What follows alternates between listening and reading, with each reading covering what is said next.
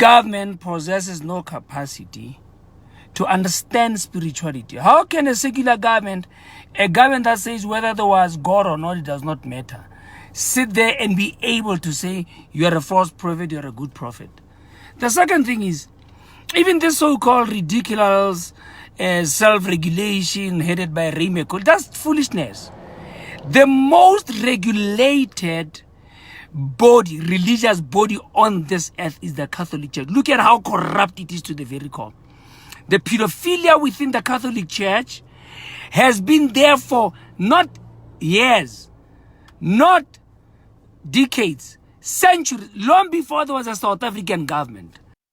It's a good place to start, isn't it? Pastor Shimiko, good evening and welcome. Thank you. Hi, thanks. Thanks for me. Friday, thank you. Good evening and thank you for joining us as well. Good evening. So let's start right there. It is foolishness for anybody to call for a church to be regulated. Yeah. Why? A secular government would never care if there was religion or not. By declaration, they would never concern themselves with matters of spirit. But one would say our government cares. We know what happened in 2017. We know what started this uproar. Yeah. 2017, people are being fed grass, petrol, snakes, frogs. Others are trampling on top of them with cars. Now, here is a body that says we want to come up with an authority of power that will have a look at these guys and say, you're not behaving well. And that will stop one adult from receiving grass from another adult. How do you regulate that? The Chinese eat dogs. Are you going to regulate that too? Some other nations eat snakes. Are you going to regulate it? Is it wrong because they eat it in church? Or is it wrong because snakes are prohibited? You can never regulate that. I find it complete foolishness. I would never subscribe to that. I've written 18 books. 5 of them are on corruption on the church. I know the filth within society. But I'm saying if someone is not breaking the law, we are infringing on the constitutional right to freedom of expression and freedom of association.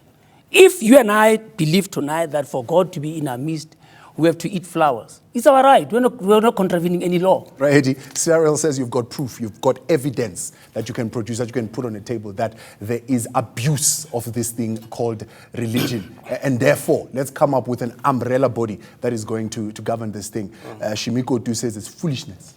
Well, it depends on where you are sitting. But we are responsible citizens in this country. That is why we have a place to stay. Every day we don't just, sleep in any house. We've got laws in this country that governs how we should behave and how things should be done in the country. The government has a responsibility to make sure that this country is orderly. Like any other country that is orderly. Yeah. So South Africa cannot be an exception that would want to model disorder in the world. We want to be like other countries that we had actually informed some of the practices that we are doing, that somehow along the way, we as South Africans might have gone astray. Yeah. And we are saying, in terms of religion is not starting in South Africa. Religion has been there. Religion is shared in all countries in the world.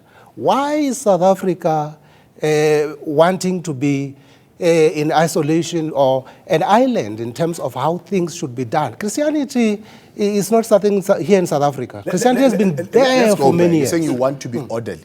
One of the pastors that took part in this process is the pastor that you mentioned, the pastor of Rhema Bible Church, Rhema Colley. Yeah. He's quoted, and I don't know where he gets these figures, he says there are over 140,000 unregulated churches in this country. How do we get there? Yeah. If you want to be orderly, right, you've got this thing called the NPO Act, where these churches are supposed to be registered, right?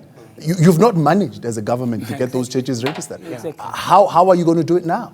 Well, perhaps that's the starting point. Because social development, when we were conducting the hearings, they acknowledged the fact that they are having challenges in terms of, registering the religious sector, in terms of the legislation that is there now. Because it is not whether you go and register or you don't register. Well, in terms of monitoring the legislation that they have now, it is a little bit difficult for them to get to know who is not registered, who is not. So we are saying it's the law of the country. Exactly. Now, there is no choice about it. It's the law of the country. I understand that. you should remember that that very same law is actually not specifically dealing with the religious sector.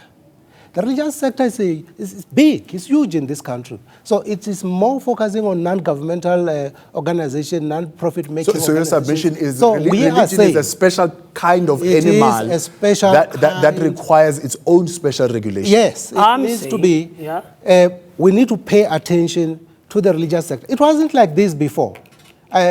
No one ever thought that religion will be where it is today. So we were all in peace. By the way, all of us are religious people. Yeah. Now, things have changed.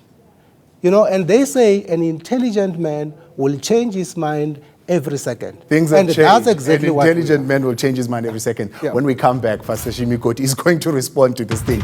Religion is a special kind of animal. So you can't box that within the NPO Act. You need to come up with an umbrella body that is going to deal specifically with that. We'll continue with this conversation after the break. This is Let's Have It Out.